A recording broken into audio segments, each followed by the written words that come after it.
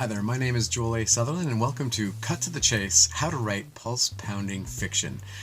This is going to be a lot of fun because I write scary books that are filled with action. So I want to give you my top 5 tips on how you can also write really thrilling prose. To start, I thought I'd share some of the books I've written. In case you're not familiar, I've written Summer's End, was a YA novel. I wrote the Haunted series, including The House Next Door, Kill Screen, Night of the Living Dolls, and Field of Screams. And I'm also the author of the very popular Haunted Canada series. We're all the way up now to number 10. Unbelievable, and I'm working on number 11 as we speak. I'm actually also working on a new novel called Screamers, which will be out from Scholastic Canada this August. Alright, so as I said, I'm going to give you my top 5 tips for writing really thrilling action stories. The first one is sentence length. This is really important because writing action scenes involves knowing how to pace your narrative so that readers are fed the action at a steady and satisfying speed. If your sentences are very, very long and tend to run on too far, then readers are going to be able to become confused and get a little lost and maybe even a little bit bored. And that's obviously something you want to avoid when writing action scenes. So you want to make sure that you have some really short sentences, even 3 words or 1 word. This is something I do often at the end of a really exciting chapter where it ends with just a word, a word, a word, and you're kind of left wondering what's going to happen, but it ramps up the action and entices the reader to carry on. All right, number 2 is character goals.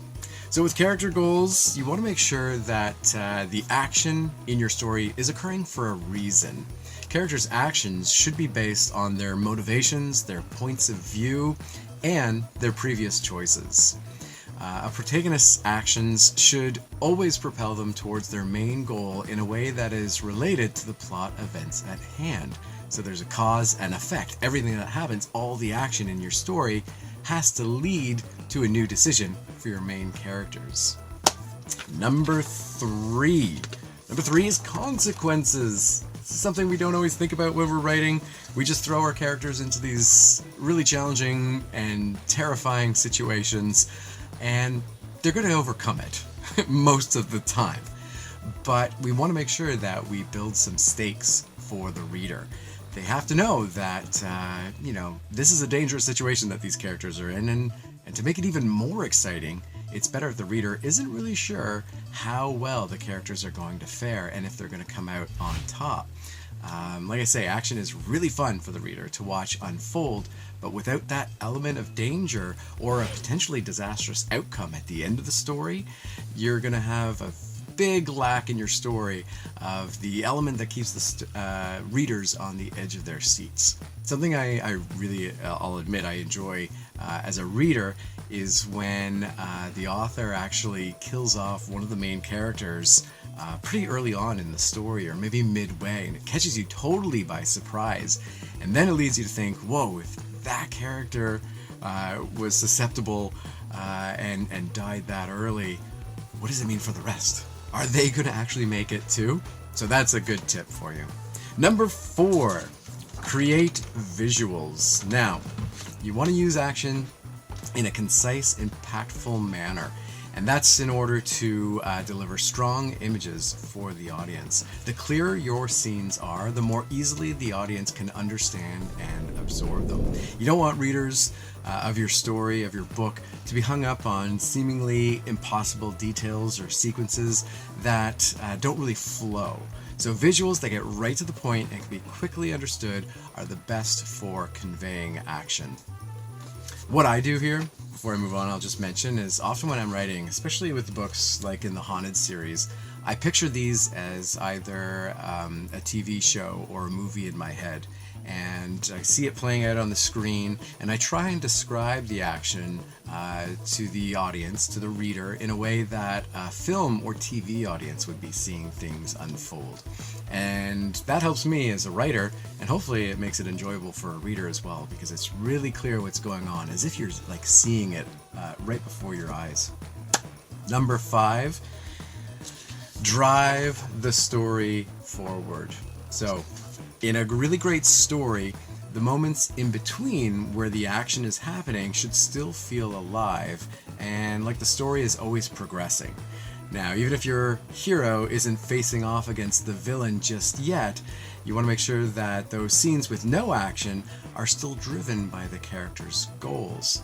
Readers or viewers may become disinterested by a sudden slump in energy and stagnancy to the writing. So there's a lot of ways you can do this. You can use montages, flashbacks, or other story writing techniques to convey important information between the action scenes. It's also really important to remember that those scenes in between the battles or the horror or the science fiction or the fantasy are relatable to the reader. So I always try and give my characters real world problems to deal with in addition to all the spooky things that are going on in their lives. If they're going and investigating a haunted house in a remote location, I don't want them just to be concerned about their safety and well-being in that moment. I also want them to have on the back of their mind other concerns that the reader can relate to.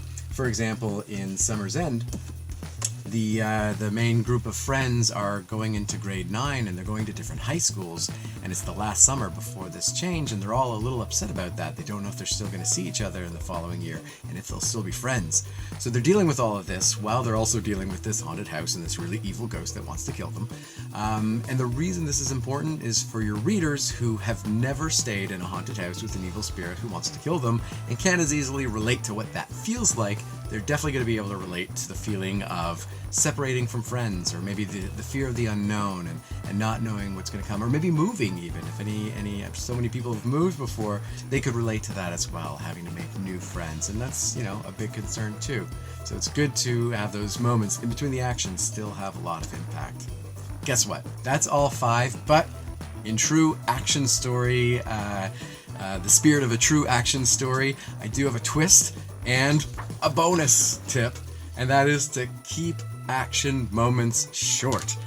You might be tempted to write a really long, elaborate action scene, but chances are this is just going to become too much for the reader, and they might start to tune out no matter how thrilling the action is. So you actually want to have your action scenes come in short bursts throughout your entire story or throughout your entire novel. Action adventure stories, they definitely have moments of high intensity and activity, and it's best, as I say, if they happen in short spurts so that the reader doesn't get exhausted. The battle against the villain in your piece shouldn't be, 50 pages long. That's going to be too much. Readers need breathers every now and again. They need some downtime. They need to recharge their battery so that when you ramp back up into the action, they're ready for it and they're excited for it. So there you go, my 5 + 1, a bonus tip on how to write pulse-pounding prose.